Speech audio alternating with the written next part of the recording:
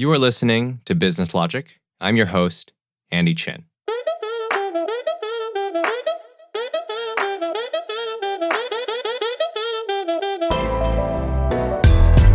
When I've been a recruiter at companies, when you submit your resume online, it's the moral equivalent of just shouting into a black hole. No one's looking there. Chances are you'll never hear back. It's such a noisy channel for companies that if you apply to hundreds, maybe you'll just never hear back from any. And that has no indication of whether you're good. Today's episode is all about technical recruiting. And I have the perfect guest to speak to that. Her name is Aline Lerner. She is the founder of a company called Interviewing.io, which helps people get engineering jobs.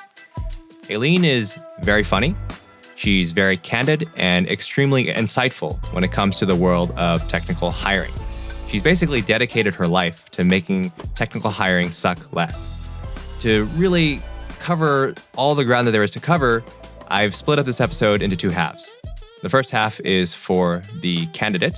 So if you are personally looking for an engineering job right now, this is for you. And the second half is for the interviewer. So if you are currently giving technical interviews as part of your day-to-day job and you're looking for guidance or advice to become as good at that as possible, this is for you. So without further ado, this is my conversation with Aline Lerner. Aline, welcome to Business Logic. It's a pleasure to be here, Andy. Thank you for having me. So you and I actually go way back. Back in 2014 or so, I was looking for my first internship and I had absolutely nothing on my track record. And you actually helped me out. I'm so glad I did. Do you remember that? I think basically, I was totally lost for what to do. I didn't know the first thing about technical recruiting. And then you actually connected me with one of your friends who works at, I forget which company. It was a Microsoft or a Google or some big end company. And they did a practice interview. And suddenly I learned what this whole technical interviewing thing is all about. Was it surprising to you doing an interview like that when you hadn't really done them before? Were you like, what the hell is this format and why is it like this? That was exactly my reaction. I thought that there would at least be some amount of who are you as a person? And no, we don't care. No, yeah. Human. Can you can you reverse this linked list? Yeah, start coding. Shut up. Yeah. Yeah. I had zero intuitions for what to expect. So I was looking up how to answer, tell me about yourself and questions like that. But boy, for anyone who's just interviewing, I feel like Aline is definitely the person to talk to, which is why we're talking. Yeah, it's a rude awakening. I remember when I used to cook for a little, after I graduated college, I just took 3 years off to cook. And then eventually I ran out of money. And I was like, okay, I guess I should go back to doing computers. And I remember I somehow got a technical interview. I think it was at Redfin, back when they were 10 people or less. And I just waltzed in there and they literally asked me to reverse a linked list. And I was like, I forget what a linked list is. Can you tell me what that is? And there's this thing with pointers. And I was like, okay, they're reverse it. I'm like, I don't finally, they gave me 50 hints and I got it. Obviously I did not get that job, but I had a very similar experience. And it was also a very rude awakening for me. Yeah, it's so counterintuitive. Recruiting feels like it's an alternative dimension where you can be, a good candidate and yet not great at recruiting, which is kind of what I hope to really talk about today. I want to start with, what is Interviewing.io, this company that you run? Well, it grew out of my experience with you when you were looking for work, and others like you. So a lot of people, I think, are scared of technical interviews, rightly so, because it's not the work you do every day. And we have a practice platform that helps people warm up. And then for top performers, we also connect them with companies. So we're at once a way to get better at technical interviewing. And then we figure if you're doing that, you're probably looking for work. So why not make that a little bit less painless too? What's really cool is once you warm up with a few interviews, if you're looking for work, instead of having to talk to recruiters, either internal or external recruiters, or ask your friends to refer you to a company or apply online or do any of these other things or wait for somebody from that company to contact you, with one click, you can book an interview at companies like Twitter, Uber and others as early as the next day, and you just talk to an engineer there. They run you through an interview. If you do well, then you go on site. And the best part is that interview is completely anonymous. So they don't know who you are until the end when you choose to reveal it. That's awesome. That's almost like a video game where you can practice in the one player mode, and then when you want to, you can go into tournament mode and play the real game with the real companies. That's exactly right. Except that, if you screw up in tournament mode, nobody's going to make fun of you. Right. Yeah. Which is very different than real video games, I think. Yeah. I'm actually wearing my gaming headset right now. So. Oh, nice. Nice. Yeah, except the game, you get a job at the end, which is a pretty sweet score. Let's hope, but if it's a good job. Right. Let's hope. So I would add, based on my research for this interview, that it almost seems like interviewing.io is everything you said and more. It's also a research lab, from what I can tell. Like I've seen that through the thousands of interviews and all the data that you've collected, you and the people at interviewing.io run some pretty fascinating studies and talk about different experiments and play with, basically try to debunk myths in interviewing, which I find really fascinating. Yeah, it's kind of my pet project. We have like 50,000 interviews at this point. So, and we have all the audio from those interviews. We have all the code people write. Everything is timestamped, stuff they draw. So we can really sort of go and try to make some cogent statements about what works in interviews and what doesn't, and what things that we assume about technical interviewing and hiring are right or wrong. Sometimes I wish it were just my job to analyze these interviews all day, but unfortunately I have to do other things like write emails, which is really what I do most of the day. Don't we all? Don't we all? Yeah. Cool. So I wanted to split up this interview into two halves, basically one for the candidate and one for the interviewer. So Cool. in that order. That sounds great. Yeah. So basically the candidate, we want to talk about how you can win job offers. And for the interviewer, we basically, like, it's from the perspective of someone inside the company, and you just want to learn how to love interviewing and how do you master this art of adding people to your team that make you look forward to coming to work every day. Let's do it. Cool. So excited. Awesome. Me too. One caveat that I will add is that I don't think we have enough time, unfortunately, to go into your very interesting background. For that, I would actually recommend going to the Indie Hackers podcast with Cortland, who is the previous guest. I feel like they went into your really fascinating backstory and talked about things like what it was like in culinary school and what it was like to be a cook and things like that. Yeah, listen to Indie Hackers. Not just mine; it's just an amazing podcast. And then yours will be just as amazing, if not more. So I'm very excited to be the second guest. But let's get into it. Absolutely. Let's talk about how to make people better at stuff. Yep. I kind of want to dig on the subject of when you're trying to find a job, what actually matters. If I'm a candidate, there are so many ways I could spend my energy to become appealing on paper. I could polish my resume. I could write a bunch of cover letters. I could commit to open source projects so my GitHub looks really active and people can see my code. Maybe I should get a master's degree. There's just so many different vectors that are pulling on my mind when I'm thinking about getting a job. From your perspective, what actually matters? Yeah, I mean, I think you set me up here because you just listed all the things that people do that I think don't matter at all, right? But I'll talk about in no particular order. Maybe it's more fun to talk about mistakes people make or like the things they spend time on that they shouldn't. So I'll talk about that first. One is polishing up your resume. So this is a mistake that everybody makes. Even, I have friends that are at executive level right now, right? And they're still like, "Hey, can you review my resume?" I'm like, "You're applying to be like a CTO. Like this doesn't matter. You have an exec recruiter that just referred you to this job. It doesn't matter how many bullet points you have for the job that you did after college." But it's a thing. I mean, I think we a lot of us view the resume as this extension of ourselves and this sort of serialization of our insides, and I think that's wrong. Basically, how you look on paper doesn't either you're in or you're not in. If you're not in, right? This sucks. Like, I don't support the way the status quo is, and a big reason that interviewing IO exists is because hiring is so fucked up. But in the status quo, if you don't look good on paper, and by that I mean you didn't go to a top school and or you haven't previously worked at a top company, your odds of getting your foot in the door is just slim, very, very slim.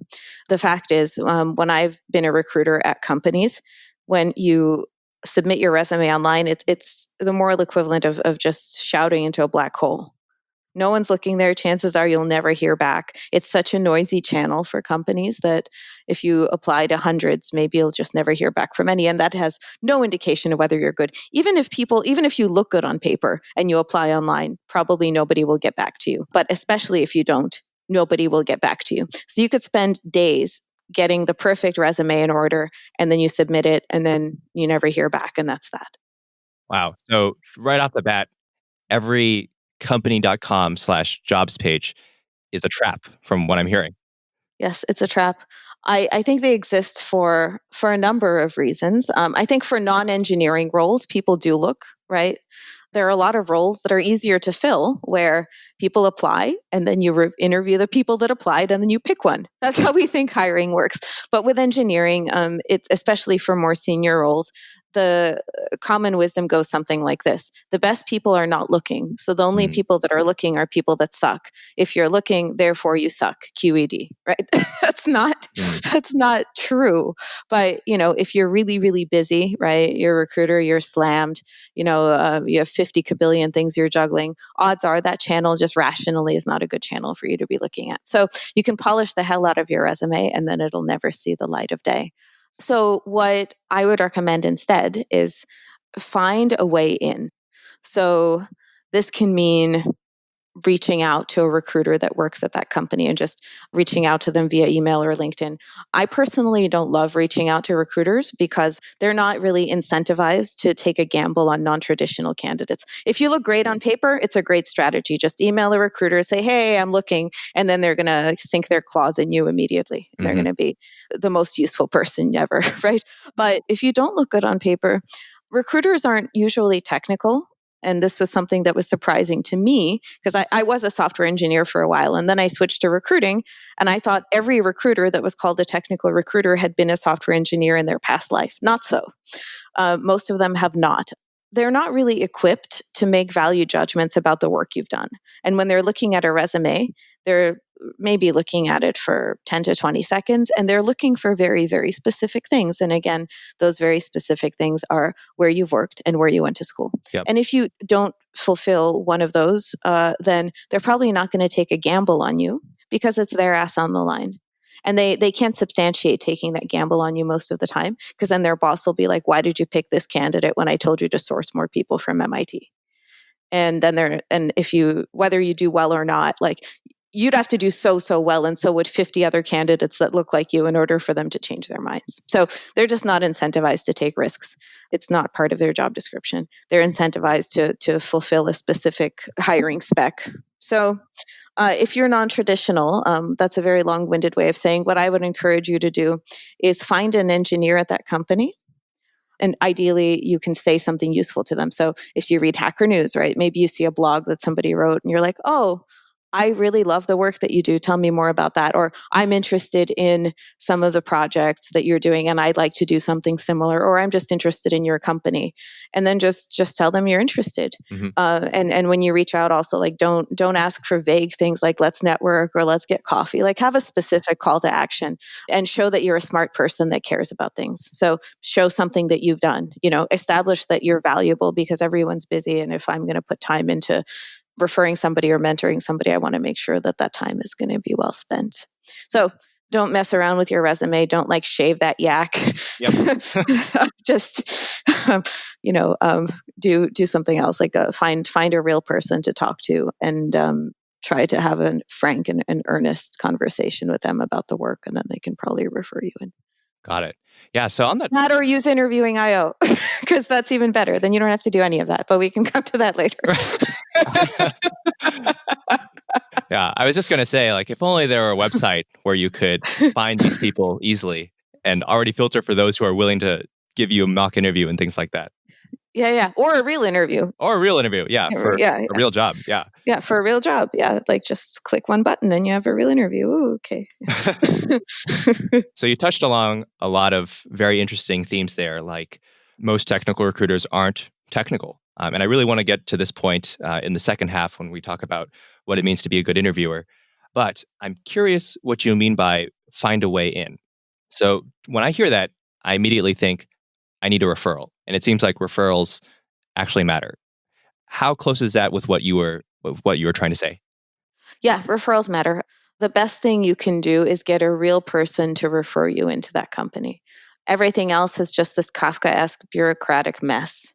It's really hard to navigate that mess. So just get somebody to refer you in. If you're non-traditional in some way, it's better to go through an engineer. If you're traditional, it might be easier to go through a recruiter. Hmm. But either way, just find a real human and talk to them and then see if they can refer you in. Awesome. So it seems like referrals matter, resume polish and cover letters really don't. Well, Um, I mean, if you have a really shitty resume, it's one of those things where just because you did well on a standardized test, it doesn't mean you're smart. But if you did poorly, it probably means you're not smart. right, right. If your resume is horrible, right? Maybe it'll count against you in some universe. Cover letters, like some people read them. I don't know. I think that the quadrant of like how much effort you put in and the return you get, Yep. right? And you want to be in the first quadrant because it's the quadrant where it's like less effort and more return, Mhm. right? Yep. So I think like for the cover letter, it's one of those things where you can write the great American novel, right? And if you attach it to a resume, when you apply to a job, no one will ever read it or care. Like Right. you could be F. Scott Fitzgerald or Joseph Heller. No one will ever read your writing because no one reads that shit, right? Right, It right. sucks. And it doesn't mean that you can't do it. I mean, if you have something you want to say, right? If there's some very earnest message about this company, right? If you're very passionate about what they do, it doesn't hurt to write something quick. Just like don't agonize over it. Don't spend days. Don't send it to 50 friends and have a shared Google Doc where someone's arguing about the Oxford comma for 2 days. Like just it's this trap you get into because you don't know what else to do. So then you end up focusing on these little details, moving deck chairs around on the Titanic while your job search is sinking, right? So don't do that. So I think something that would help us think about this landing your dream job problem is identifying the players in recruiting. So it seems like we've identified the in-house recruiter and the candidate, which is us. Maybe you could talk to what is a recruiting firm? What is a hiring manager? How does that differ from your actual manager when you get the job? Like, who are all these people? And what are their incentives? Oh, that's a good question, Andy. It's kind of a tangled rat's nest of incentives in there. Okay, so let's start at the top of the funnel. So there are two kinds of recruiters. There are agency or third-party recruiters, and then there are in-house recruiters. Agency or third party, those terms are kind of interchangeable. Recruiters don't work for a specific tech company. Rather, they're headhunters, essentially, who work for a recruiting firm or a staffing firm whose job it is to find engineers to then submit to tech companies. So if this is what I used to do. So when you and I met, I was running my own recruiting firm, and I had about 40 clients. These were companies like Dropbox and Asana and GitHub and a bunch of others, right?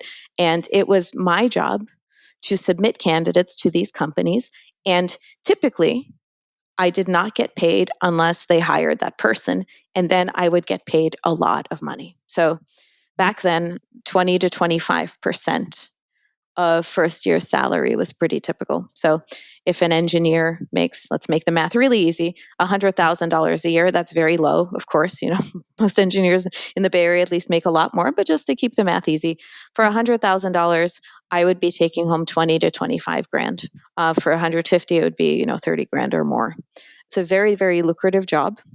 Unfortunately, because it is so lucrative, there are a lot of people that want to do it, and the barrier to entry is very, very low. So when you see recruiting horror emails on Quora, right? Or like you see on Twitter, like, look at this awful recruiter email. Mhm. It's because the space is crowded with people that are all trying to make an easy buck. And most of them don't know the first thing about engineering or hiring or anything else. They're just trying to put butts in seats as fast as they can and just pattern match. And that's where you kind of run into trouble. And that's why recruiters sometimes have a bad reputation. There are some stellar recruiters out there, but they're, I think, in the minority, and there's a lot of noise. So when you hear from when you get these emails, it's like, I work with a bunch of startups, and I work for Acme Corp recruiting firm, and I promise you the world.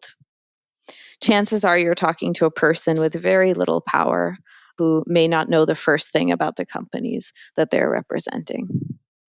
It's different when you run your own recruiting firm, right? But like, a lot of these people are grunts that get paid some very small percentage, but it's still like more money than they'd make doing another unskilled job. Got it. So when you're talking with people who work at a third-party recruiting firm, really they just want you to sign and accept a big offer so that they can Yep. take their cut of it. Yep. That's exactly right.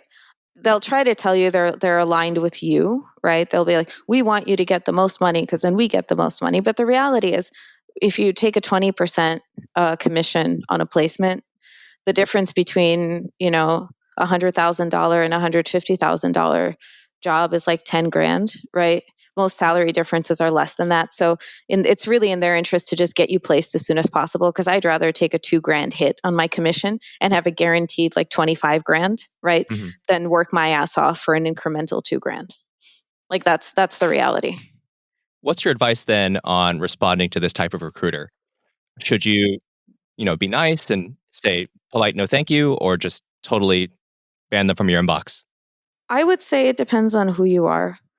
Well, I guess actually, you know what? I'm gonna amend that.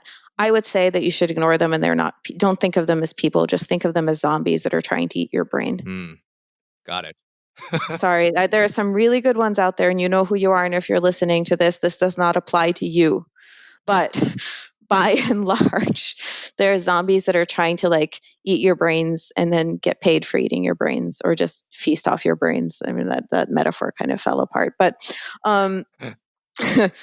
The reason you want to avoid them, like, there's nothing wrong with people making money off you if it's also in your interest, right? Yep. But in this case, it's not really in your interest, because if you look good on paper, you can get to those companies without them, right? And without the runaround of having to talk to an extra person. They don't really add value. They just keep poking you and being like, are you going to take the job? Are you going to take the job? Right. Are you going to take the job? Are you going to, like, it's just this like cron job, right? Yeah. And if you don't look good on paper, then they're not gonna put the best opportunities in front of you, because they're not incentivized. Like, their clients are looking for a very specific thing, and they certainly don't trust recruiters to surface talent, because those people know even less than the in-house recruiters, right? So then it's like, if a candidate that a recruiting firm refers doesn't look good on paper, they will never talk to you, ever. So you're just now wasting your time. And now you had an hour call with this recruiter and that recruiter, and you could have spent that time agonizing over your resume. Right. don't do that. Gotta agonize somewhere. Yeah. You have to self-flagellate somewhere. So you need time for self-flagellation. So don't waste it talking to third-party recruiters. Oh, that got dark. Okay, so those those recruiters are third-party recruiters. I would say you generally want to avoid them. They're not like malicious. They're just not that useful, and your time is precious. Then there are in-house recruiters. So they work now for a specific company, right? So you work at Stripe. You guys have your own recruiting team, right? There are people that are employed full-time at Stripe whose job it is to bring in new candidates and then shepherd them through the hiring process, That is right? right. Yep. Those people, on average, tend to be more useful for a few reasons, right? One is they actually know something about the company they're working for, or the good ones do. They're also, if you can get them to move you into the process, like, they'll actually do it, right? Whereas talking to a third-party recruiter, there's no guarantee that they're going to send you to any specific company. Whereas if you're talking with a Stripe recruiter and then they want to move forward, you're going to get to interview at Stripe. So a lot less uncertainty. So that's nice. Some of them are excellent. Some of them are not, just like in engineering in every industry. And typically, if they are reaching out to you, and under recruiting, there's this role called a sourcer, and that person's job is to just send out a bunch of emails saying like, hey, this company is really awesome and we like your background and you should totally come talk to us. So if you get an email like that from a company that you like, you should respond to it. Like, absolutely. And if you get an email from a company you don't like, you're absolutely free to ignore it, and that company will not blacklist you, right? They send out like thousands of these, and they don't expect that most people will respond. It's a numbers game. They're just throwing spaghetti at the wall, and if it happens, if you happen to like that specific piece of spaghetti, you can eat it, and if not, you don't have to. Does that make sense? I'm working my way through the funnel here. Yeah. So we started with third party, then we have in-house recruiters, and sourcers are people that get you in. Recruiters are typically, even though it's also kind of a blanket organizational title, they're also people that will then shepherd you through the process and do a phone call with you, and also like follow up with you, and then hopefully try to get you to work there if you get an offer. So then hiring managers. So hiring managers are people who are on the engineering side, typically, right? Unless it's, maybe it's, I only know about engineering roles. And they are the ones that are trying to fill that role for the team, and the ones that ultimately have yay or nay rights over whether they hire you. That there are probably going to be other interviews. So they're going to be interviewers, and those are probably people on the team as well. Or in the large company, maybe they're just engineers that work there that are doing generic interviews, and later you pick a team. But there are interviewers, and then there's a hiring manager, and that person is the one that has veto rights and has to sign off on it. In a smaller company, you'll probably interview with the hiring manager for your specific team, because why wouldn't you, right?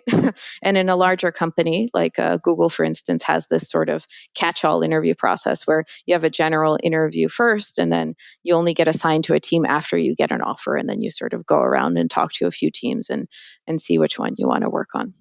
Got it. So in that case, the hiring manager is the one you're actually trying to convince, and the recruiter or sourcer is sort of their proxy. Yes, that's exactly right. Recruiters do have some veto power sometimes, but it's hard to know when. So sometimes recruiters do a recruiter call before you talk to a hiring manager. And they're also vetting you. I mean, part of it is a logistics thing, and they're trying to figure out, are you actually looking right now, what your timeline is. But they're also trying to make sure that you're not a jerk, and they're trying to gauge your interest in the company. And sometimes, and not all companies do this, sometimes a hiring manager will have a recruiter act as his or her proxy in the way of like asking specific questions. So this is not something that I think is a good practice, but companies do it. Sometimes they'll have the recruiter ask some light technical question where there's some predetermined set of answers. So they might ask you, what is the big O time complexity for some specific kind of sort? And you're just supposed to say the thing, and then the recruiter will look on their paper and be like, oh, did they answer right? Right. I think that's asinine, because then you might as well just have a chat bot. But some do that. So if you're talking to an in-house recruiter and it is the recruiter call before the technical interview, I would be nice and I would be enthusiastic. If you're nice and enthusiastic, you can put words together, you'll be fine, probably. Unless there's sometimes like companies have very specific culture fit questions that they throw at the beginning, and there's no right answer, right? It's like, maybe you're not a culture fit because you wouldn't like their culture anyway. And savvy recruiters can spot this too. But I wouldn't dwell on that. I would just try to be nice and enthusiastic and do the best you can. Got it. So I've heard a lot of players in this recruiting game: the sourcer, the in-house recruiter, me, the candidate, my hiring manager. Which of these people decides how much I get paid and what my compensation package is? Yeah, none of those people really. Probably. I mean, it depends from company to company. Typically, in large companies, there's some salary range, right? Right. And that salary range comes from maybe HR. Basically, recruiters and or hiring managers are authorized to operate within that range. Sometimes hiring managers don't know what people are getting paid. Like, I've had situations, I won't name the company, but I had a friend who was working at a big tech company, and he had joined fairly early when they were just like 100 people. And then he rose through the ranks, and he became a manager, and he had dozens of people reporting to him. And then he saw how much he didn't usually see what his reports were making. And then he finally saw, and he was like, holy shit, like my reports are getting paid like almost twice as much as I am. Wow. because the market wasn't as nuts when he started. And generally, when you're inside a company, your promotions don't keep up with what would happen if you kept switching jobs, So like the best way to make more money is to switch jobs. It sucks, but it's true. So the people that had come in more recently were benefiting from how volatile the market was. So of course he went to HR and he's like, what the hell is this? And then, they fixed it. But in some companies, you might never know what your reports make. In some, you might. In some companies, the hiring manager may be involved in conversations about comp. In some companies, it might be up to HR. And recruiting has some say in it because they're the ones that are typically talking to the candidate about compensation. Mm-hmm. But look, without belaboring the point, there's a whole school of thought around negotiation. And I have a blog post about how to negotiate and like exactly what you should say in what situation. But the best thing you can do is just to have multiple offers. And once you have multiple offers, it all just becomes easy. Whereas if you don't, there's no magic where, if I say the right thing to the recruiter, I'm going to increase my salary by $20K. You won't. You might increase it by like a few $1,000s or get a smaller signing bonus or get a small signing bonus where maybe you wouldn't have gotten one before. But leverage is key. And without leverage, there's this like illusion about negotiation where like if you just say the right thing at the right time, you're going to get what you want. But if you're replaceable and you don't have other offers, then like it doesn't really matter what you say. I absolutely love that blog post. I read it again before this interview, and I just thought it was everything I want Business Logic as a podcast to be. That's really kind of you to say. In the very title, it's like exactly also, what you should say. Aspire for more. Yeah. Right. Yes. Like that's the level of tactical detail that I really want out of the show. So I'm absolutely going to link that into the show notes. But just to give people a teaser, I think I love how you addressed it in the title, where like how do you respond to statements like, please name the number that you're interested in. What salary do you want? What should people do? Let me find it. I'll read it to you verbatim. Because I'm always more articulate when I edit myself. So let me do this right. So which scenario are we dealing with here? So this is the one where you get the offer. It's a really exciting time. And now they ask, so what sort of salary are you looking for? Yep. Mm-hmm. Okay, here we go. I'll read you verbatim what I came up with. I hope it's helpful. At this point, I don't feel equipped to throw out a number because I'd like to find out more about the opportunity first. Right now, I simply don't have the data to be able to say something concrete. And here's the part that's important. If you end up making me an offer, I would be more than happy to iterate on it if needed and figure out something that works. I also promise not to accept other offers until I have a chance to discuss them with you. So just say that. It works every time. I love that. A lot of this stuff is completely tactical, right? It's just like, oh God, what do I say? And well, say that. Yeah. Yeah. I really love how it doesn't promise anything.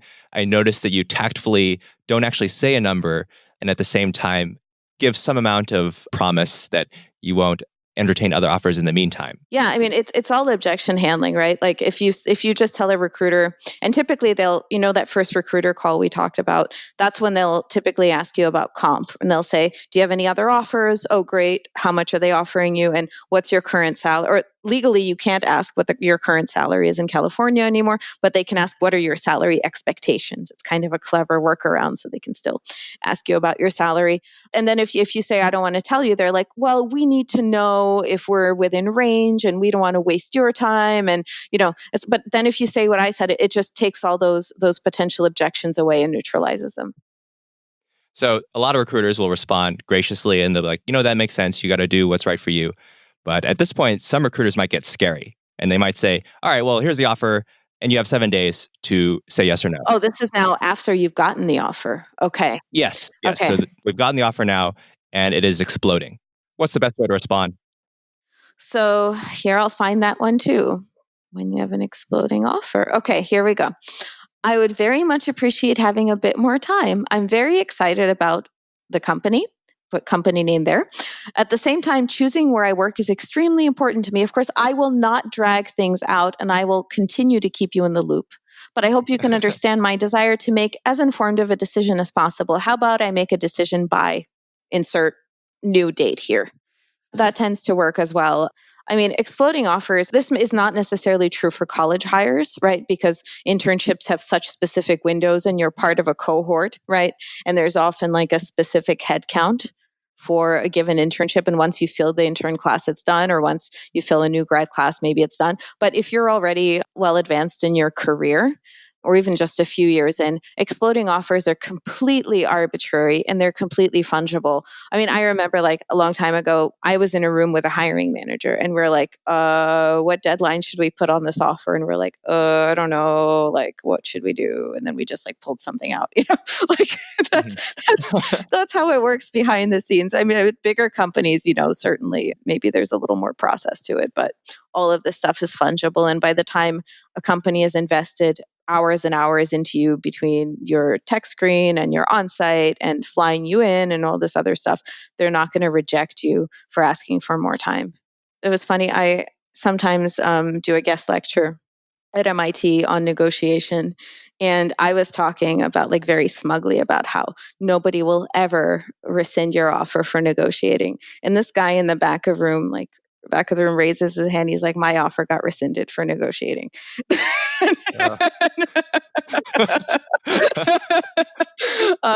Yeah, and I was like, okay, keep it together, Aline, keep it together. It's cool. I'm like, all right. Well, was it because it was like some intern or new grad thing, right? And he's like, yeah. Or I'm like, or was it like I forget, or was it like a very small company where they were hiring one person ever?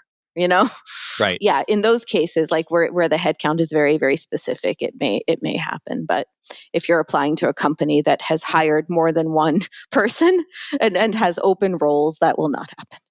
Got it. So for the most part, it's an empty threat. It's an empty threat. And even if it isn't, it kind of tells you something about the company that you're interviewing with, that they'd be willing to do that. Yeah. I mean, that or like I will caution your listeners against that kind of thinking because there's not always a direct correspondence between the quality of a company's recruiting experience and then the quality of their engineering department, right? A lot of the time, those organizations don't really interact with each other. And there are times when their recruiting department is horrid, right? And they do all the wrong things and they treat you like crap. And then you get there and you're like, oh, the engineers are amazing. Just because a lot of the time, seeing blips in the recruiting process is not necessarily indicative of the whole company being bad. That's not to say it's excusable, right? It's not, but right. Just be aware of that. And then there are other cases where the recruiting team is super competent and everything runs like clockwork and you feel important and appreciated and, everything is pleasant. And then you start working there and you're like, oh, like the engineers suck, right? So that can happen too. So it pains me to say that we are roughly at the halfway point. If I had more time, I would absolutely ask you about this non-traditional background that I hear you reference and like what's the right way for them to approach hiring. Use interviewing IO. Yeah. Oh, great. Excellent. Done. Well, we got it all. We got Okay. So the next half, hopefully, we can focus now on being a good interviewer. So this is from the perspective of you have been tasked to interview people as part of your job as an engineer. And I want to start with kind of some foundational concerns. I'm currently in this position myself. I try to be the best judge of talent that I can be. But, first and foremost, I was hired to be an engineer who writes code. So it almost feels like a separate job that I have to get good at. And what's maybe not as great about it is that sometimes it can be hard to be motivated to interview people. And what I mean by that is that, if you have an hour block on your calendar, it's just before lunch, and you have to give this pair programming interview to a candidate, you want to be as fair and as impartial as you can be, but, you're probably hangry because it was right before lunch. It interrupted your day. The flow is all ruined. And now you have to break up your day into two parts, and you're just coming into the interview grumpy. And that's just not fair for the candidate. So what can I do or say to myself that should motivate me to love interviewing?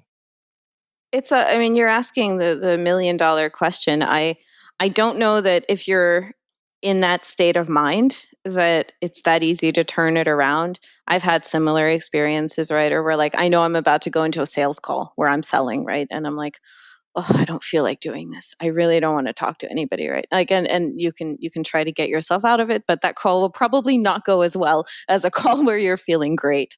But I guess what I'd say is, one, it's, why are you feeling that way, right? Is it just a one-off thing, or do you find that you're getting too many interviews scheduled, right? Could it be that Hmm. there's some process change that can be made at the broader company level that distributes interviews better, right? Or maybe, you shouldn't have interviews scheduled before lunch, right? That's like, and that's a very reasonable thing. Like, at some point we have to accept our failings and be like, I just can't do stuff. Like, I cannot function well before 11 a.m. Like, that's a fact. Accepted that about myself. I still try, but it's kind of a losing battle. So I try not to schedule anything that's super, super important, or something where my brain has to be super sharp, right, before 11. That's why we did this at noon. Mm. um, so, some of these, like, you just have to forgive yourself and speak up and be like, I don't want to do interviews on these days, or I don't want to do interviews during these times. And I'm only capable of doing this many interviews a week. And that should be okay. And some of the burden of doing that well is going to be on your recruiting team. But, another thing is just like remembering that it's a human on the other end, right? And for them, it's really, really important, right? Maybe this is their dream job. Maybe they've been following your company for years, right? And maybe they're Hmm. users of your product if you're B2C, and maybe they just admire everything that you're working on, and just try to put yourself in their shoes. But I do think a lot of these things can be solved with systemic changes. I also think it's really important that you do everything you can, both as an individual and as an organization, to prevent failure. And that means that, things shouldn't be left up to chance. That means that you should know what questions you're asking. The questions you're Right. asking should be good. And I can talk about what makes a good question in a moment. You should have practiced asking the question to the point where, if somebody jerks, like when I was an interviewer, I think I conducted like 1,000 interviews in my career, maybe more.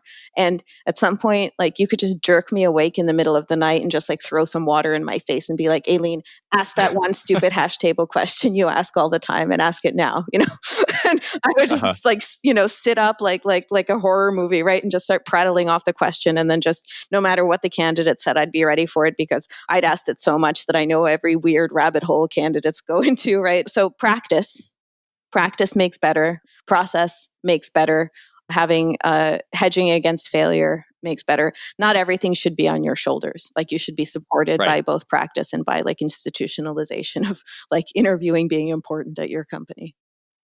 Right. I mean, that there's a lot of great stuff that you brought up there. Like, for one, I definitely want to get your thoughts on how do you craft the perfect technical interview question. And it seems like this is a thing that you can't just arbitrarily come up with on the fly. It's got to be iterated on multiple times before you ship it. Just like a And I product. Yeah. Exactly, yeah, it is a product in some sense. Another thing I wanted to talk about was this. What does this perfect engineering org plus recruiting org symbiosis look like when they're both working together and figuring these things out together? So I don't know which of those two you wanted to talk about first, but either one I definitely want to hear about. Yeah. Let's talk about what makes a good interview question. Great. So this is kind of, I'll sort of zoom out a little bit first. We live in an interesting time. Maybe it's not interesting in every respect, but if you operate in engineering hiring, it's a very interesting time, because the power dynamic has changed so drastically in the last 10 to 15 years. So before, and we talked about this earlier in this episode, right? This idea of, if you want to hire somebody, you just post a job, then you talk to some of the applicants, and then you make a decision. And when you're talking to them, you're trying to figure out who the best one is. That's such a simplified model, but that all gets turned on its ear when all of a sudden there's a shortage of candidates and a surplus of jobs. And in that universe, it means that candidates are the ones that have the power. Now, if you're a non-traditional candidate, and by that I mean your resume doesn't like look stellar to standard recruiters, you don't have as much power. But by and large, candidates still have way more power than they used to. So that is to say that an interview now has a different purpose. Sure, the purpose is still primarily, or at least half the purpose, is to figure out, can this candidate do the job? But the other purpose that's becoming increasingly important is, can I convince this person to work here? And that's a new thing. And it sounds kind of obvious, right? But it has all these really broad implications for how to run an interview process. And one of those is choosing questions. What that means is when you choose questions, especially if you work at some company with a great brand, like, you're at Stripe. I know you guys put so much effort into your hiring process, and you've sort of led the way for a lot of companies. But the harsh reality is you probably wouldn't have to try that hard to hire, right? Like Stripe has such a great brand among engineers because so many engineers have used your product when they were working at other companies and it's so good, right? That, maybe you don't have to try as hard. But if you're not Stripe or you're not Facebook, you're not Google, if you're a company that doesn't yet have this brand that's on a pedestal, the interview is arguably the most important selling time in the process, the technical phone screen. There was a Stack Overflow developer survey recently that asked engineers what they care about. And the main thing that, if I remember correctly, the main thing they cared about was culture and just like what it's like to work with the people around them. And for engineers, let's be real, that means engineering culture because that's who they interact with. So this is your first time where you can expose your company's culture and what it's like to work there to a candidate. When they talk to a recruiter, they don't really get that as much because the recruiter isn't plugged in. Whereas now, all of a sudden, you're giving them exactly what they're curious about. So it's really important that it be a good experience. But you can't just tell people, oh, hey, it's great to work here. They might not believe you. The best way you can do that is to show them. So the way you can show them is by crafting the kinds of interview questions that show that implicitly. And that means putting a lot of effort into finding the kinds of questions that showcase the problems that you're solving every day. So, taking something you've run into, right? Peeling away all the little details and the setup, right? The stuff that you can't really, that would take time away from a precious 45 minutes to an hour, and just getting at the heart of the problem and making it interesting.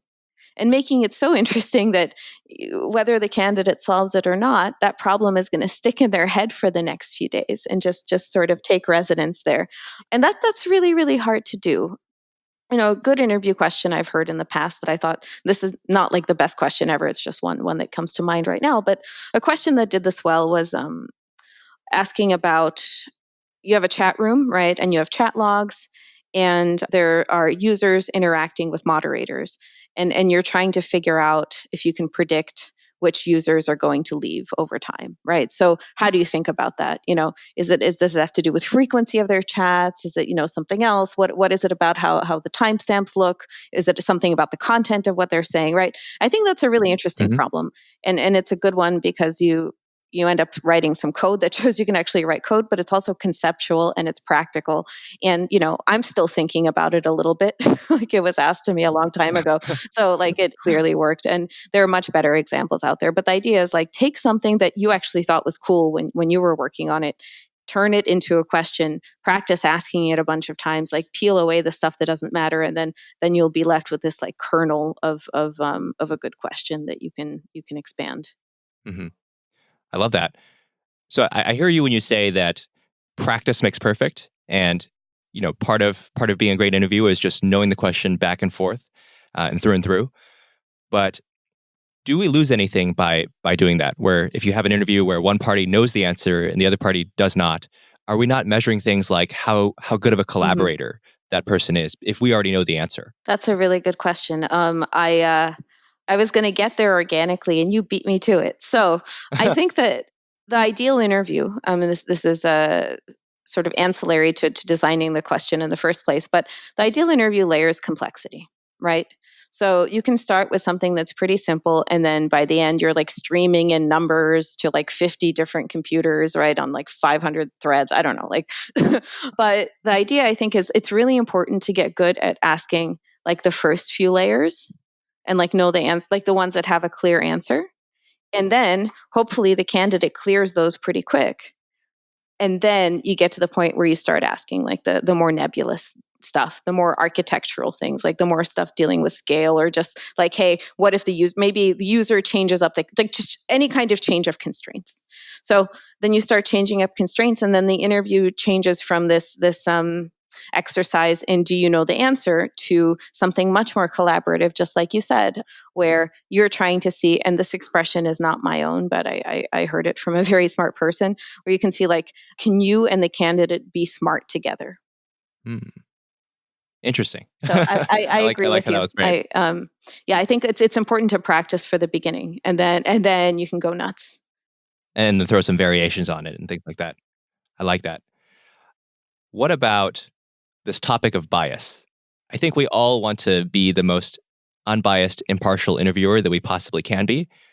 But what would you say are some tips you would have, I guess, for eliminating that bias in yourself? If you can't do things like what interviewing.io does, for example, like, have a real-time voice modulator that, disguises the gender of the candidate. Like if we don't happen to be using interviewing.io at our companies, what are some things that we can do? So this question is a bit of a pet peeve of mine, and I'll tell you why. I think most of the bias, so certainly there is bias during the interview, right? Some interviewers are more biased than others.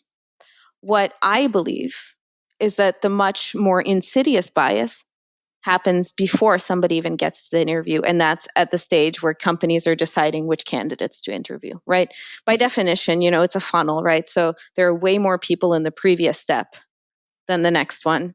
So the bias that creeps in when people are evaluating resumes or looking at LinkedIn's or deciding whom to reach out to is, I think, much more of a serious problem than bias during the interview itself. So that's kind of the piece that we're focused on, which is just like killing the resume entirely and just having smart people, no matter how they look on paper, get to talk to top companies. And I think that one thing that we're also trying to, like, one easy thing to do, when interviewers use interviewing IO and they're talking to our candidates, even when it's a real company interview, right? So if I'm a Twitter interviewer, for instance, or I'm like a Goldman Sachs interview or any number of these other ones, like, we don't have the resume of the candidate in front of you. So you don't know anything about them. And you just have to solve problems together and see how that goes. I think that also helps a lot, right? Where you take that, because if an interviewer is used to interviewing one kind of candidate and then they see somebody that doesn't look the way they expect, it's definitely going to color how they interpret their answers, right? Another thing during the interview that I think is important is not all candidates have a classical computer science education. It does not mean they're worse engineers. I interviewed this guy years ago who was not familiar with Big O notation. And normally, like, if he had gone to school for it and he didn't know what it was, that would have been a red flag, right? Because why didn't you, like, you took an algorithms course, like, why didn't that stick? But if you didn't have that, maybe that's not the worst thing in the world. So I ended up explaining, like, he just didn't know the terminology. And I was like, what if I explain to him what this is real quick, right? And then see if he can apply it. So, we talked about how many times a loop executes and, talked about it that way. And he figured it out and he was able to compute Big O for a series of more and more complex scenarios. And I was like, wow, like, this is super, super impressive. And I think that if I had been hangry, right, this interview were right before lunch, or I had done a ton of other interviews that week, I don't know if I would have had the wherewithal or the desire to sort of take the initiative there. And I would have just said, fuck it, this guy can't code. He doesn't know Big O, Mm, bye. And that would mm. have been a huge mistake. I love that story. It sounds like you're almost challenging the listeners of the show that if you're doing an interview and it seems at first glance that your candidate doesn't understand the terms that you're using, the conclusion shouldn't immediately be to disqualify them on that basis. Instead, give them the benefit of the doubt, try to turn it almost into a short lesson. Like, what is Big O notation? And then be impressed by how quickly they understand these things. Is Yeah. that what I would, I mean, I'd certainly take that away. Yeah, I think that's exactly the right takeaway. And it takes more discipline and it takes more experience. Having been an interviewer, I think, to be able to do that. Like, I think beginner and maybe intermediate interviewers are not going to be as good at spotting outliers. I think that most interviewers can spot decent candidates, right? But it's the outliers that are really interesting because sometimes they end up being the best engineers. So just sort of be mindful of that. And if you're running interviewer training at some point, or if any of the listeners are running it, I would think, like, how can I leverage past examples of outliers and think about which people we've hired in the past that maybe were non-traditional in their interview performance and had some glaring things they were missing, but ended up being great engineers. Like, what are the patterns there? What is it retroactively that we can pick out and then train our newer interviewers to maybe look for those things too? Awesome. I love it. I love also, just giving that non-traditional background person just a chance. Yeah. Because there's plenty of examples in any company for that kind of candidate and how they always end up, not always, but like they end up being amazing, right? They're like yes, gritty exactly. and they're creative, and like the whole point of diversity initiatives is to bring in people that don't think the way that you do, right? And these are people that don't think the way that you do, so it's like not fair to assume that they're going to think exactly the way you do when you interview them either. Right, right. Well, this has been fabulous. I wish I had more time, but I want to be conscientious of your time. So I feel like now's a good time to do the lightning round. Okay, let's do it. Great. Cool. So first is coding ninjas or 10x engineers. I have to pick one. Yes, you have to pick one. And of course, limit the answer. Okay, wait, I have a question. Like, by coding ninja, can it be like an actual ninja that also codes? Because that sounds awesome. It can be whatever you want it to be.